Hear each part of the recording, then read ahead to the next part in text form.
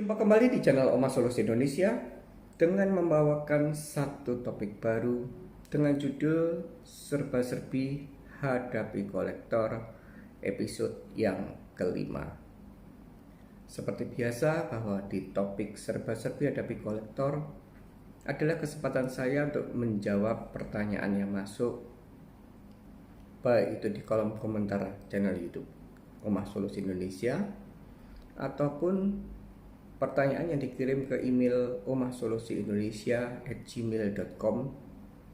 Omah Solusi Indonesia yang kecil semua tanpa spasi @gmail.com, ataupun pertanyaan yang melalui WA di nomor 0851 00517473. Dan di topik Serba-serbi Hadapi Kolektor episode yang kelima, saya akan menjawab adanya 3 pertanyaan yang telah masuk,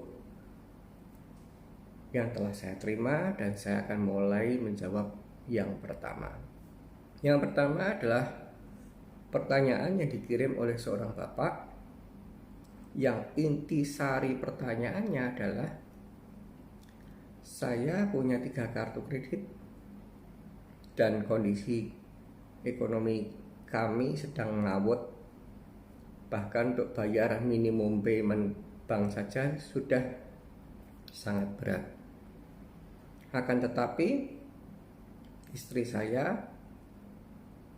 masih bimbang, masih ragu, dan tidak mau untuk sementara waktu berhenti membayar hutang kartu kredit, alias mentalnya masih belum siap. Apa yang harus saya lakukan, Pak? Itu adalah intisari pertanyaan dari bapak ini, dan saya akan mulai berusaha untuk menjawab sebaik mungkin, karena pertanyaannya bapak ini cukup dilema. Silahkan Anda melihat, Pak, di video saya siapa kolektor yang paling menakutkan. Dilemanya karena pasangan hidup Anda belum yakin, belum merestui untuk sementara waktu berhenti bayar hutang kartu kredit. Itu artinya akan ada potensi istri Anda ini menjadi seorang kolektor yang paling menakutkan, karena mentalnya belum siap, karena psikologinya belum siap. Dia akan menjadi seorang kolektor bagi Anda, dan akhirnya ketika di perjalanan Anda tidak kuat mental, diteror oleh istri karena istri ketakutan, dan Anda surrender atau menyerah membayar, entah itu recovery, entah itu rescheduling, itu sama ya, atau Anda mencari dana pinjaman lain, atau Anda dibantu orang untuk bayar satu kali bayar, dan saya katakan pasti nilai yang Anda bayar atau nilai yang Anda putuskan untuk recovery atau rescheduling ini tidaklah bijak, dan pastinya nilainya tinggi. Jika memang ini terjadi, saya masih memberikan satu opsi, tapi ini tidak saya rekomendasi. Akan tetapi bisa Anda pikirkan.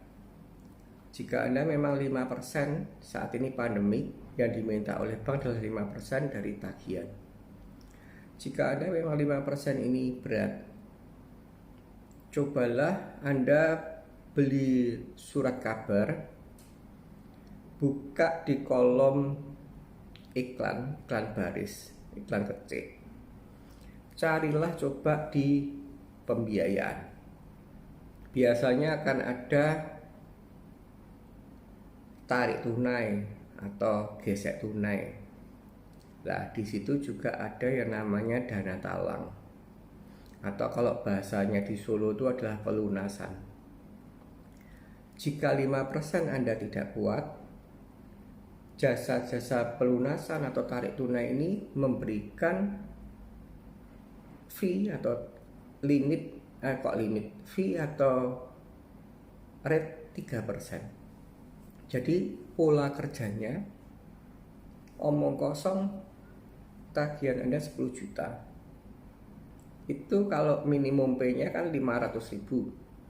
Anda berat, ini Anda cukup membayar ke jasa gesek tunai itu, ataupun jasa pelunasan, ataupun jasa dana talang senilai 300.000, 3%-nya. Dan mereka sebagai jasa pelunasan akan membayar tagihan Anda secara keseluruhan 10 juta. Untuk menukari uang yang 10 juta yang telah dibayar ke mereka, kartu Anda akan ditransaksikan lagi atau digesek lagi senilai 10 juta. Artinya opsi ini hanya sementara waktu, hanya bernafas 1 bulan.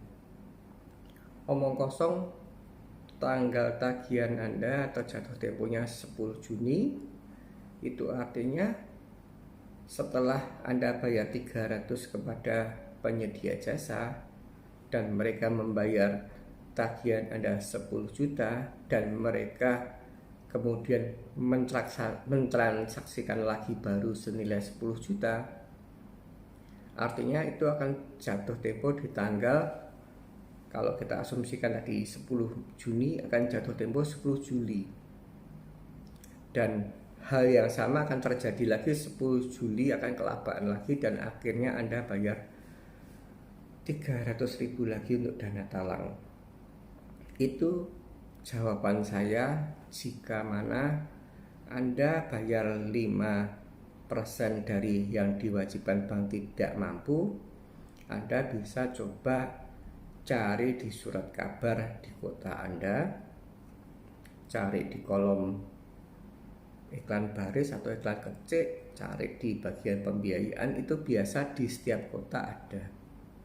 Yaitu kalau di Solo istilahnya gesek tunai atau tarik tunai, dan sekaligus di tarik tunai ini ada dana talang atau pelunasan yang telah saya jelaskan tadi.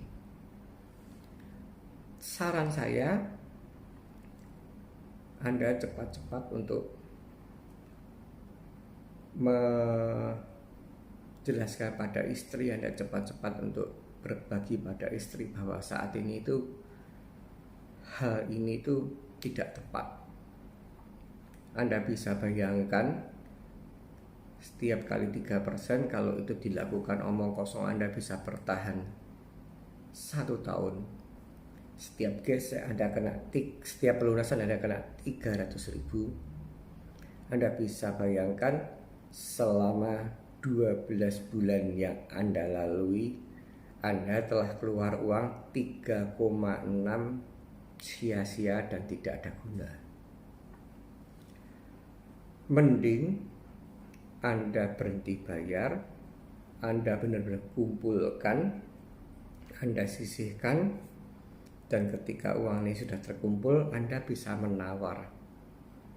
Ingat baik-baik, saya tidak pernah mengajarkan untuk tidak bayar hutang, tapi saya adalah berbagi edukasi manajemen stres ketika kita sedang gagal bayar hutang kartu kredit ataupun kita sedang terbeban berat atas hutang kartu kredit yang saat ini sedang terjadi.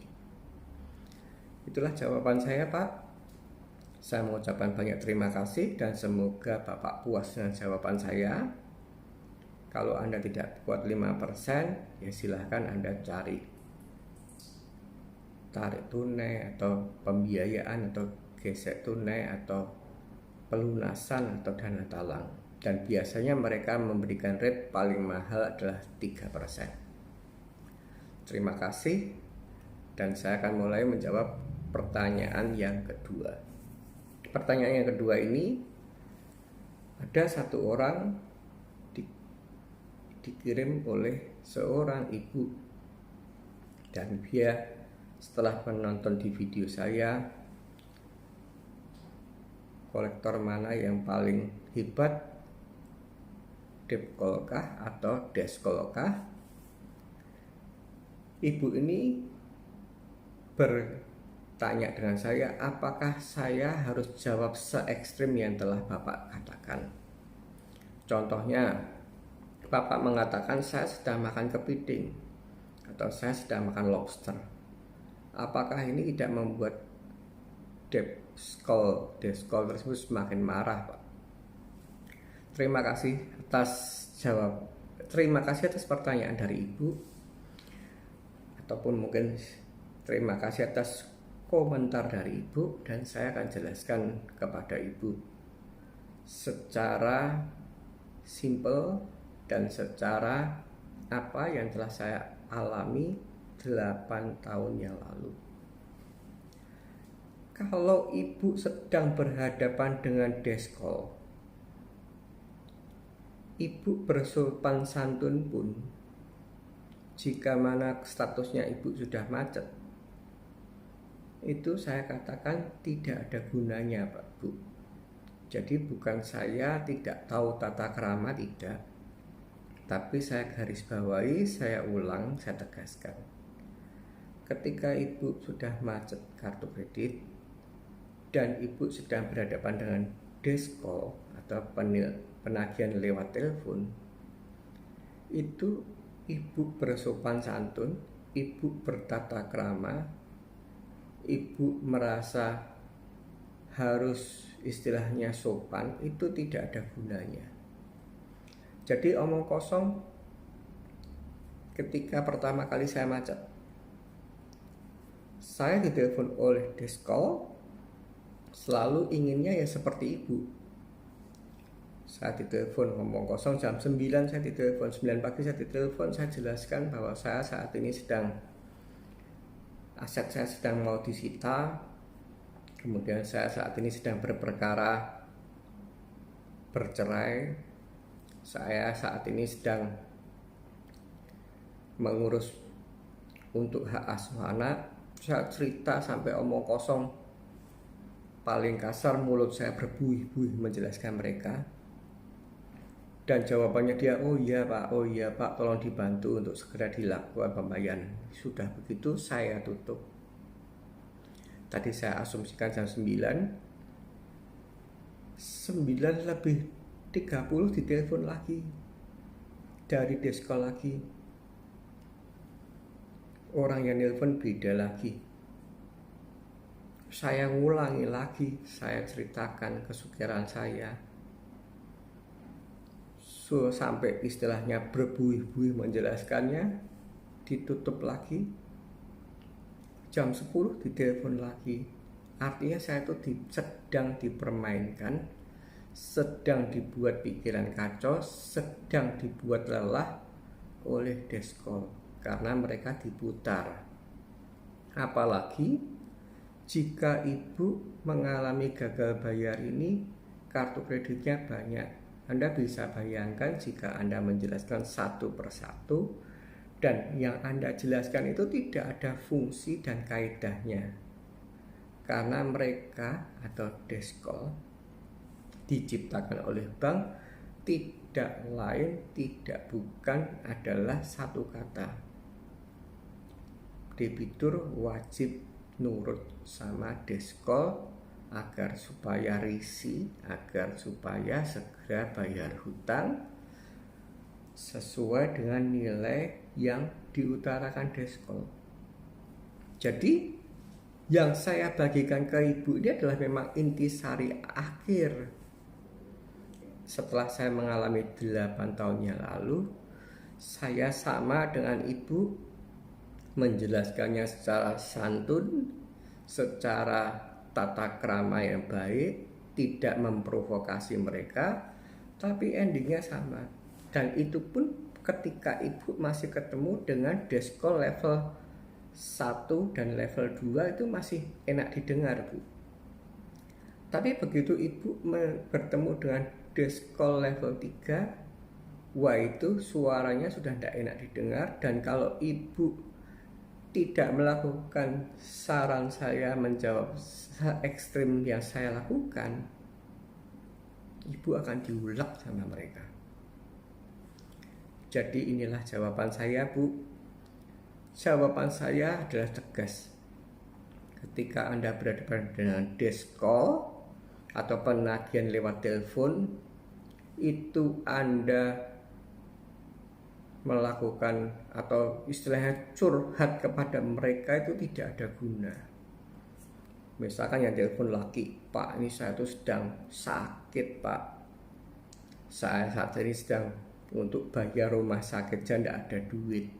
Saya beli obat aja tidak ada duit." Istilah ingin mengambil ibadah call itu adalah tidak perlu sama sekali.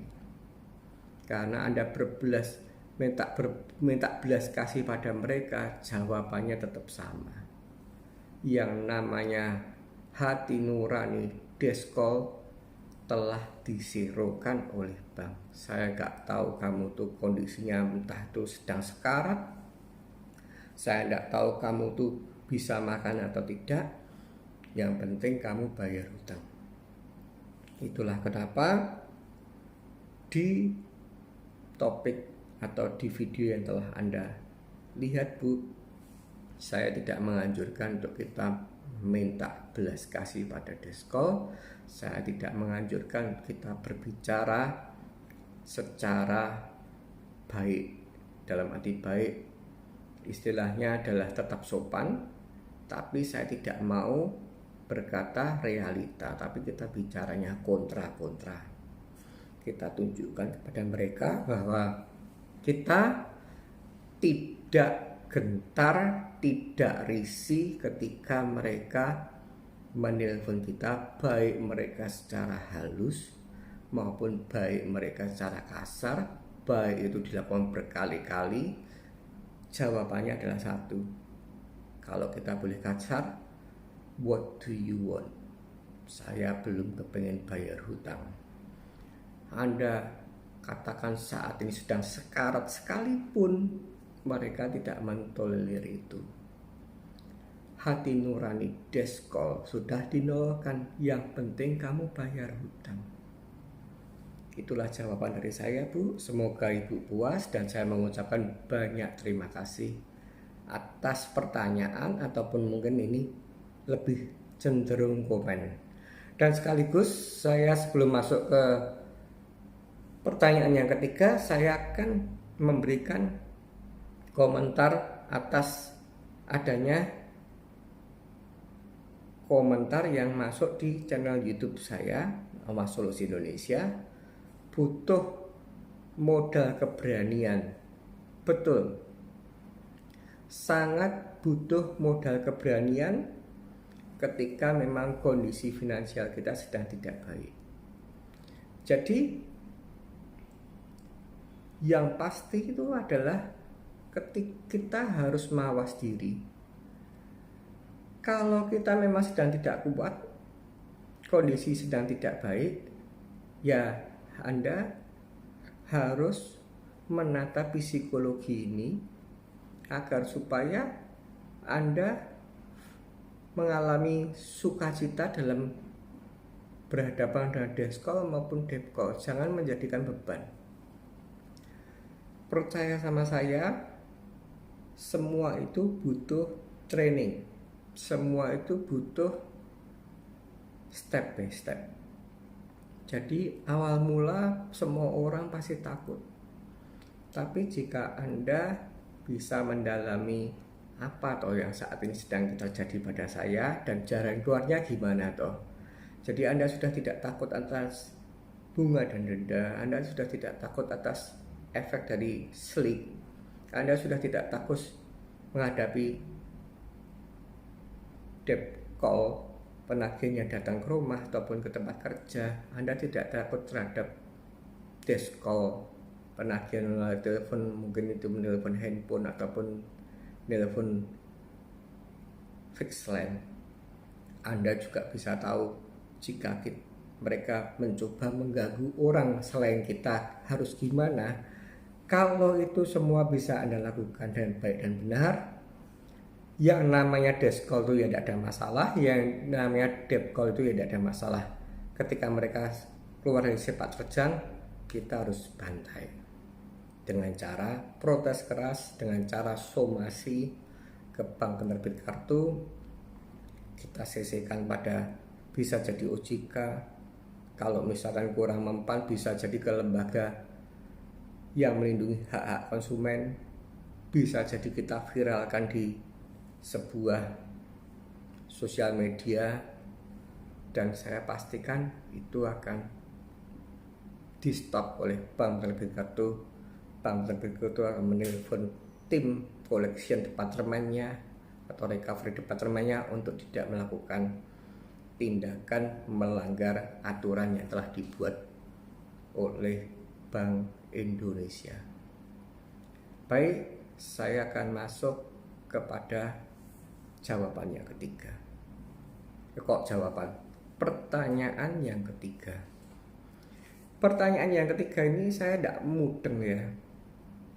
Ini tuh pertanyaan, ini tuh komen, ataukah ini tuh tidak statement tidak percaya, saya tidak paham. Tapi intinya gini, itu kan Solo Pak, beda dengan Medan penagihannya. Itu yang tertulis di pertanyaan. Itu kan Solo Pak, beda dengan penagihan di Medan. Saya tetap menghormati pertanyaan ini. Bisa jadi yang tanya ini memang seorang pemegang kartu kredit yang saat ini macet, atau bisa jadi yang tanya ini adalah kolektor, seorang kolektor. Tapi saya tetap akan menjawab secara bijak. Itu kan Solo Pak, beda dengan penagihan di kota Medan. Kebetulan berarti ini pemegang kartu kredit yang tinggal di Medan ataupun mungkin kolektor yang ada di Medan. Baik, saya akan jelaskan apa adanya. Entah itu di Solo, entah itu di Surabaya, entah itu di Jakarta, entah itu di Medan, entah itu di Bali, selama itu NKRI, selama musuh kita masih PT ATBK, PT BTBK, PT CTBK, PT DTBK, PT ETBK, selama itu adalah penagihan itu dilakukan karena kartu kredit yang macet atau karena KTA yang macet, itu tidak ada bedanya Pak. Seserem-seremnya Depkol Medan, seserem-seremnya Deskol Medan, itu sama. Silahkan Anda melihat di video-video saya yang lalu bahwa sudah saya jelaskan, sudah saya garis bawahi. Harusnya hati Anda itu tetap tenang, tetap kalem, tidak panik selama Anda berperkara atas sebuah kartu kredit yang macet ataupun atas sebuah KTA dari sebuah bank. Bank ATBK punya sebuah nama baik, nama besar, tidak akan pernah mempertaruhkan reputasi mereka dengan mengirim deskol ataupun depkol yang keluar dari jalur. Ingat bahwa pernah kejadian di Bank Citibank, saya ucapkan Bank Citibank, itu ada seorang debitur yang datang ke kantor Bank Citibank dan di pressure, mungkin pressure-nya berwujud kata-kata verbal, dan mengakibatkan debitur ini mengalami serangan jantung mungkin, ataupun karena ada sebuah penyakit darah tinggi sehingga stres berat dan akhirnya meninggal dunia. Dan Bank Citibank itu kena sanksi dan diperkarakan dan akhirnya viral di nasional. Dan efeknya apa? Sampai saat ini Jika Anda macet di bank Citibank, itu tidak ada kolektor deskol, tidak ada kolektor depkol, hanya email-email saja. Tagihanmu udah terlambat. Kamu tak tawari diskon. Jadi kita berpegang sebuah pengalaman ini. Pemerintah kita tidak akan pernah membiarkan sepak terjang sebuah bank keluar dari jalur. Jadi tenanglah Pak, tenanglah Ibu. Saya tidak tahu ini yang tanya laki atau perempuan, tapi pertanyaan atau statementnya adalah satu saja. Itu kan Solo. Tidak artinya deskol Solo itu jirih, takut. Tidak artinya depkol Solo itu jirih atau takut. Tapi semua yang bisa menuntaskan itu adalah Anda sendiri jika Anda bisa menata mindset. Bahkan Anda jangan salah, yang namanya deskol itu saya ditelepon ya 022 Bandung ya pernah nelpon, 031 ya pernah nelpon, 021 sering sekali. Jadi deskol itu tidak mengenal waktu, tidak mengenal jarak. Dia bisa dari Jakarta, bisa dari Bandung, bisa dari Surabaya. Jadi matikan mindset statement yang Anda kirim ke saya, itu kan Solo. Tidak artinya Depkol Solo itu tidak punya taring, tidak. Saya pun juga didatangi Depkol dari Semarang ya pernah. Walaupun itu dari Solo yang sering, tapi tidak artinya kalau Solo tuh jirih-jirih, orang Medan tuh sangar-sangar. Kalau kita kasar, premannya lebih dahsyat. Atau kalau kita bicara Jawa Timuran, Madura lebih sangar. Tidak ada. Semua adalah yang nata adalah Anda.